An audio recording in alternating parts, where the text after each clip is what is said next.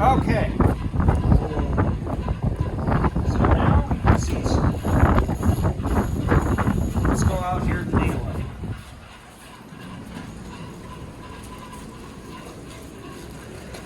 Okay, so this is what is known as a tri-metal bearing. There's a backing material, which is steel. Then there's a bonding material, which is copper. And then there's a wear material, which is lead. So this is a tri-metal bearing, and the thing is, you can see it's copper. Yes. So there's a lot of wear on this. A lot of wear.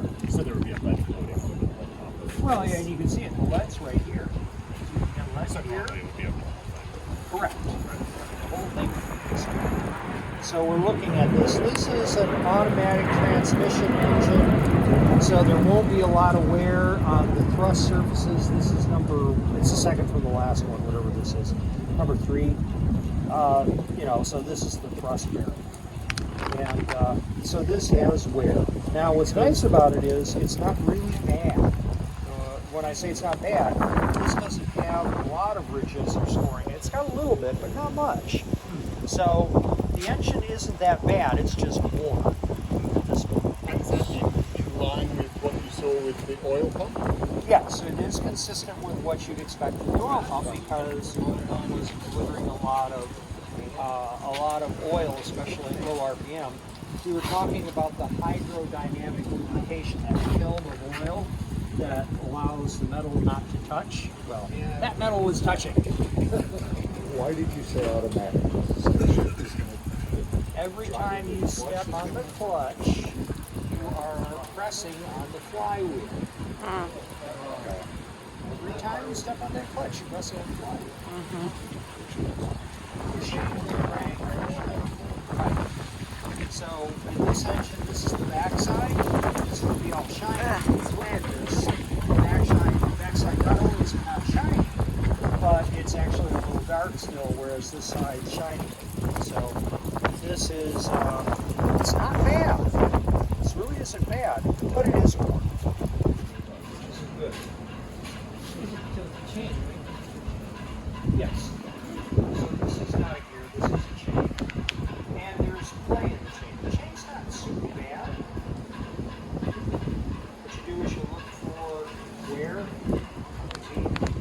It's not bad. It's not bad. This isn't bad. We can kind of live with this. But we haven't really taken it Should they be? It depends on the engine, and sometimes there's a spec here. Right. But, you know, when we look at this, we look at how much it moves, and there's very little movement here when it comes to the gear, the camshaft relative to the crank. So it's not that bad. Not that bad at all. So that's pretty good. I like that. You guys having fun so far? Yeah. Okay. So what we're going to do now, have you picked up all your things here? Now you can see in this deep skirt engine, there's a pair of registers here, here, and here. And those registers keep the cap from walking back and forth. And because this has got these heavy duty webs right here, when the cap runs into one of these registers, the side of the block isn't going to go anywhere. You get into an old Chevy small block, for example, then what happens is there's nothing there, and it just kind of moves back and forth. Now, in the Chevy small block's a great engine, but we've gone to this style because this style of deeper skirt engine, just because it's even more stiff and robust than the other style of engine. So we're going to flip this over now.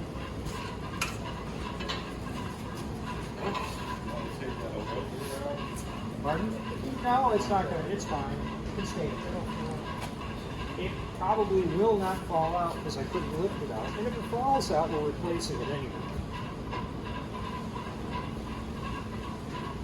So there. Is it cooler out there now? Pretty cool? Pretty nice. Okay, because we can get a little bit of daylight on this engine now to this next phase, which is a ton of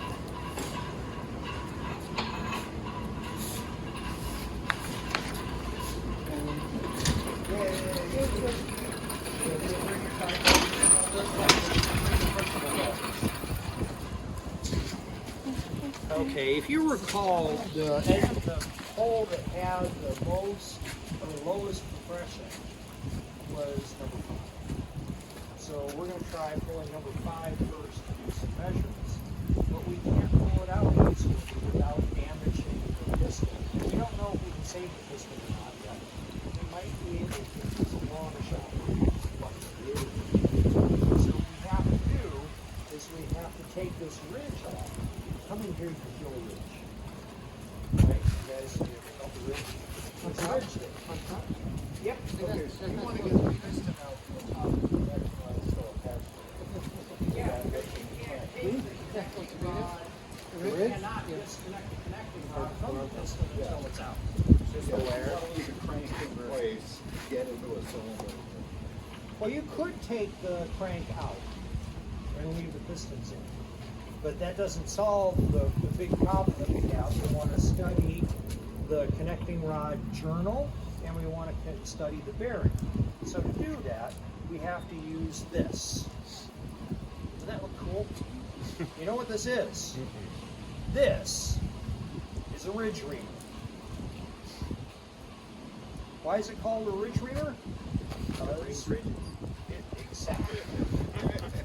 Well said. So, I gotta tell you, I went to 3 auto parts. No one sells those anymore. Not only did no one have it, people didn't know what it was. I said, what's that? We're dealing with a bunch of dollars. I said, it's a ridge reamer. I said, what's that? What is it going to do? It's going to ream the ridge. What reaming? It is going to remove the ridge. Oh. Looks like a scraper. The scraper's right here. And the instructions are in Spanish. So where did you get it? I ended up getting it from Napa. I'm shocked they had one in stock. Well, they didn't even know they had one in stock. I'd say that's Sounds like a scratching it. Sounds like what? it's almost like Scratching sandpaper. it up, It's like yeah. sandpaper, right? No, it's got a little cutting blade. But I mean, it's that same. And I can see little bits of metal.